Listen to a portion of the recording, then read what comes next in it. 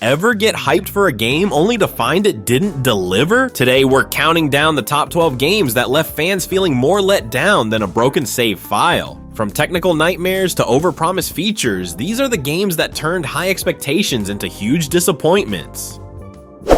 Starting off at number 12, we've got the game that defines development hell, Duke Nukem Forever. Imagine waiting 15 years for a game, only to get something that feels like it was coded on a potato. After such a long wait, fans were expecting a masterpiece. Instead, they got outdated graphics that look like they came straight out of the early 2000s, and clunky gameplay that makes controlling Duke feel like steering a shopping cart with a broken wheel. The humor fell flat too. What was once edgy and cool now felt stale and cringeworthy. The real kicker? Turns out the wait was the only epic thing about this game. I mean, by the time Duke Nukem Forever finally launched, some of its original fans probably had kids who were old enough to be disappointed by it too. And let's not even talk about the loading times. They took longer than my mom deciding what to order at a restaurant. But hey, if you're into reliving the feeling of unwrapping a Christmas present only to find socks, Duke Nukem Forever's got you covered.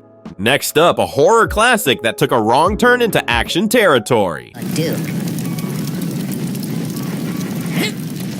Coming in at number 11, Resident Evil 6. Capcom aimed to make this horror series mainstream, but fans missed the creepy atmosphere of the original games. I remember popping in that disc, expecting the spine-chilling ambiance that made my palms sweat and my heart race. Instead, what did we get? More explosions, less terror. It's Resident Evil meets action blockbuster. Seriously, I half expected Bruce Willis to jump out of a helicopter and yell, "Yippee-ki-yay!" Leon's campaign tried to capture that classic survival horror feel, but then you'd switch over to Chris or Jake and suddenly it was like you were playing Gears of War with zombies. The pacing felt more like a roller coaster ride than a slow descent into madness. I'm all for some high-octane action, but this game had more quick-time events than a late-night infomercial. The multiple storylines, crisscrossing each other like a tangled set of Christmas lights, didn't help either. By the end, I was more confused than scared. And don't get me started on the dialogue. Between the melodramatic speeches and cheesy one-liners, it felt like I was watching a soap opera with zombies. So yeah, Capcom's attempt to make Resident Evil 6 an action-packed thrill ride left fans yearning for the eerie hallways and suspenseful moments of the original games.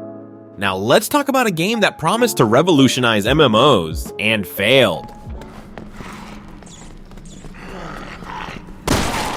At number 10, we have Anthem. I remember the trailers and the hype. Man, I was ready to dive into those exosuits and soar through the skies like Iron Man. But what did we get? A game that felt more like a broken elevator than a flight simulator. The repetitive missions made it feel like I was stuck in a loop, doing the same fetch quests over and over. And let's talk about the bugs. Seriously, I've seen fewer bugs at a summer camp. The world looks stunning, no doubt about that. Flying around in those javelins felt exhilarating for the first few hours, but then reality set in. The lack of content hit harder than a javelin smashing into a wall. And don't even get me started on the loading screens. I spent more time staring at those than actually playing the game.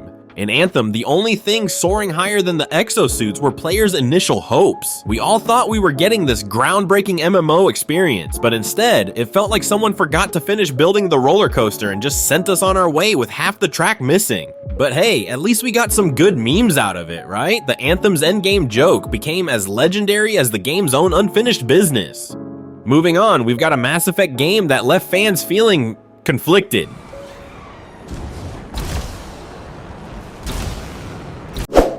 Number 9 goes to Mass Effect Andromeda. Man, this game had all the potential in the galaxy. I remember booting it up, ready to explore new worlds and engage with intriguing alien species. Instead, I got facial animations that looked like they were ripped straight from a bad 90s CGI movie. It was like someone slapped a Snapchat filter on every character and called it a day. I mean, who could forget the infamous "my face is tired" scene? That line became a meme faster than you can say intergalactic cringe. The protagonist's expressions were so wooden, I half expected them to sprout leaves. The storyline didn't help much either. Instead of the gripping emotional narratives we loved in the original trilogy, Andromeda's plot felt more like a Saturday morning cartoon episode stretched over 50 hours. Every twist and turn was predictable, and the characters lacked depth. The game's dialogue often felt like it was written by an AI trying its best to understand human emotions. Spoiler alert, it failed. And those bugs, oh boy. Glitches galore made exploring new planets more frustrating than fun. I remember one time my character got stuck in a T-pose during a crucial cutscene. Let's just say it was hard to take the drama seriously when everyone looked like they were doing a really awkward dance. Who knew an alien adventure could feel so robotic and not in a good way? Speaking of bad AI, let's dive into the alien universe. Coming in at number 8, Aliens, Colonial Marines. Oh man, where do I even start with this one? When I first heard about Aliens, Colonial Marines, I was pumped. I mean, who wouldn't want to dive into a terrifying, immersive experience fighting off xenomorphs? But then the game actually came out. The poor graphics made it look like a late PS2 title rather than a next-gen shooter. And don't get me started on the AI. The enemies were laughably easy to dodge. Picture this, you're creeping through a dark, abandoned spaceship, the tension mounting with every step. Suddenly, a xenomorph appears, and then runs straight into a wall. Yeah, nothing says scary alien encounter, like an enemy that can't navigate basic obstacles. It was like they'd taken all the suspense and horror and replaced it with slapstick comedy. I remember one time I was in the middle of what should have been an intense firefight, only to watch as an alien got stuck running in place against a crate. It just stood there, twitching awkwardly while I tried not to laugh. The atmosphere felt more like a parody than an homage to the classic films. Fans expected heart-pounding moments of terror, but instead got unintentional comedy. Next, we've got a multiplayer Fallout game that fell flat.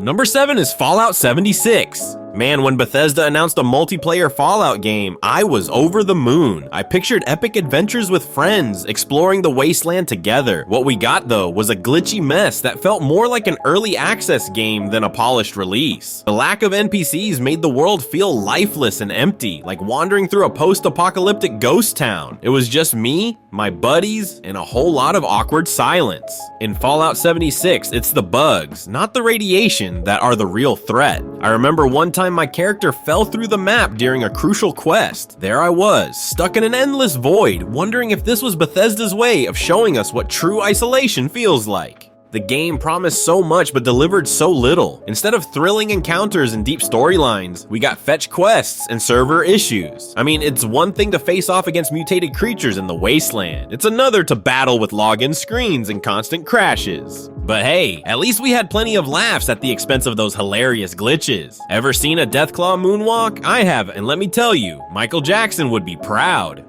Now let's go to a galaxy far, far away where expectations were sky high. For us all.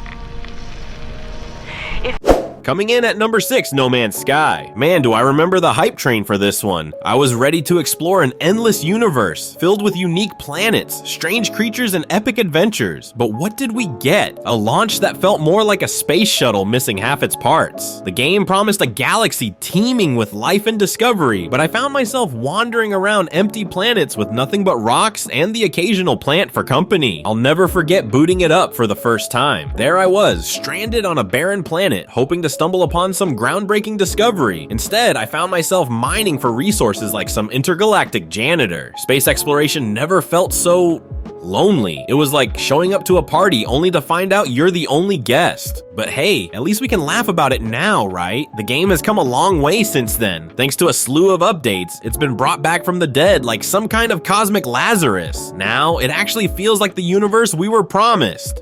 Speaking of high expectations, let's talk about the most anticipated game of 2020.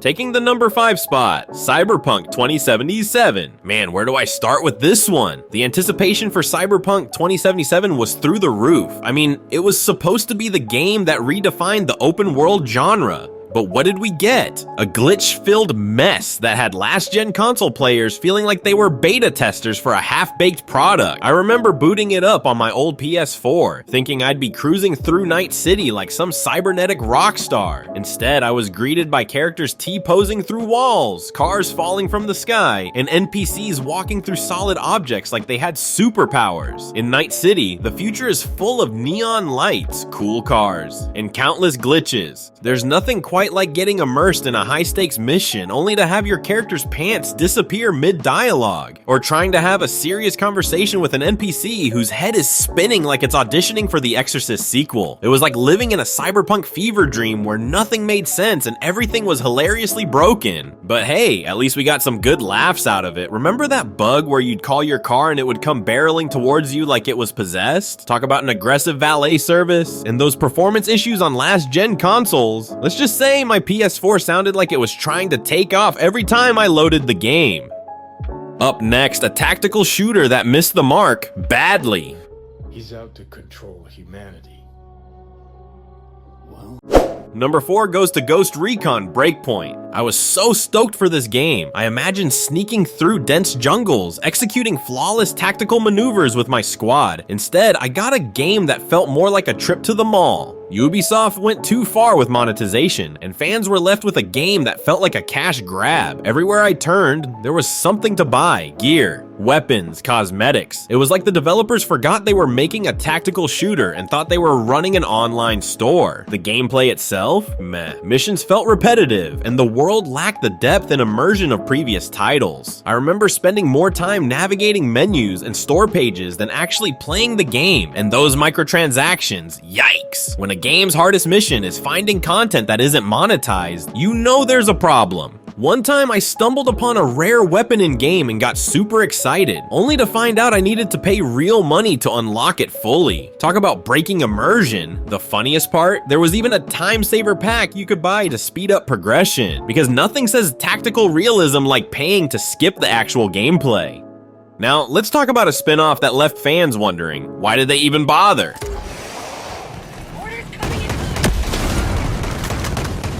At number 3, Metal Gear Survive. Man, talk about a game that missed the mark. When I heard about a new Metal Gear game, I was hyped, but then I found out it was a post-Kojima survival game, and my excitement plummeted faster than a lead balloon. This game felt like it took everything that made Metal Gear great, the intricate storytelling, the deep characters, and tossed it out the window. Instead, we got microtransactions galore and a storyline that felt more like an afterthought. I remember booting up Metal Gear Survive and thinking, okay, maybe this won't be so bad. Then I saw the microtransactions. You want an extra save slot? That'll be $10, please. Need more resources to survive? Better open your wallet. It was like the game was constantly shaking me down for lunch money. And don't get me started on the gameplay. It was Metal Gear without the soul, and with a lot more pay to win. The whole experience felt hollow, like they'd taken a beloved franchise and turned it into a cash grab. I spent more time avoiding paywalls than I did fighting off zombies. One of the funniest moments? I got swarmed by zombies and thought I could fend them off, only to realize I didn't have enough in-game currency to craft the weapon I needed. It was like being stuck in a bad dream where every solution required a credit card.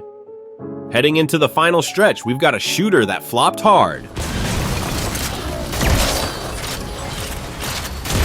In the number 2 spot, Battlefield 2042. Oh man, where do I even start with this one? Battlefield 2042 was supposed to be the next big thing in multiplayer shooters. I remember watching those trailers and getting hyped for massive battles, cutting-edge graphics, and jaw-dropping moments. But what did we get? A game that felt more like an early access beta than a polished AAA title. The technical issues were out of this world. I mean, I've seen fewer bugs in an entomologist's lab. Battlefield? More like Bugfield. One minute I'm parachuting into the action, feeling like a total badass, and the next minute my character is stuck in a T-pose, floating through the air like some kind of weird mannequin superhero. And those server issues, it was like trying to play hopscotch on quicksand. Every time you thought you had solid ground, it just vanished beneath your feet. And let's talk about the core features, or lack thereof. No scoreboard at launch? Seriously, how am I supposed to know how many times my squad buddy Leroy Jenkins got sniped from across the map without a proper scoreboard? And don't get me started on the content. The maps felt empty and uninspired, like they were designed during a particularly boring office meeting. I remember one time my squad and I finally managed to capture a point after a long, grueling battle. We were celebrating, feeling on top of the world, until we realized the enemy team had glitched inside a building and were untouchable. Talk about an anticlimax.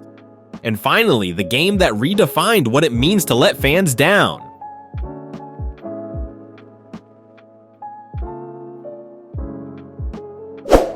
Taking the top spot, Warcraft III Reforged. Man, this one stings. I was so pumped for this remaster. Warcraft 3 was a classic, a game that defined my childhood. I imagined jumping back into those epic battles with updated graphics and new features. Instead, what did we get? A game that somehow had fewer features than the original and more bugs than an anthill. Booting up Warcraft 3 for the first time felt like unwrapping a present only to find socks inside. The graphics were supposed to be stunning, but instead they looked like someone had smeared Vaseline over the screen. And the bugs? Oh boy. Units would get stuck on terrain, voice lines would cut out mid-sentence, and multiplayer matches were a nightmare to set up. It's reforged alright into a prime example of how not to do a remaster. They promised us new cutscenes and reimagined maps, but most of it was nowhere to be found. It was like they handed us a sandwich with half the ingredients missing. I remember one time I was in the middle of an intense skirmish trying to micromanage my units when suddenly my entire army decided to take a coffee break and just stopped responding. There they were, standing around while getting pummeled by the enemy. It felt less like commanding an army and more like herding cats. And there you have it, the 12 most disappointing games that remind us not to believe all the hype. From Duke Nukem Forever to Warcraft III Reforged, these games prove that the wait and hype aren't always worth it. It's hard anticipating a game for years, only to see it fail on release. These titles had us dreaming of epic gameplay and immersive worlds, but we got glitches, uninspired mechanics, and broken promises instead. If you've been let down by one of these games, hit that like button and tell us in the comments which game disappointed you the most. Share your launch day disasters or funny bugs. Subscribe for more gaming lists and reviews. We've got more content coming, from the best indie gems to deep dives into gaming history. Thanks for watching, and remember, sometimes the best games are the ones you didn't expect to love.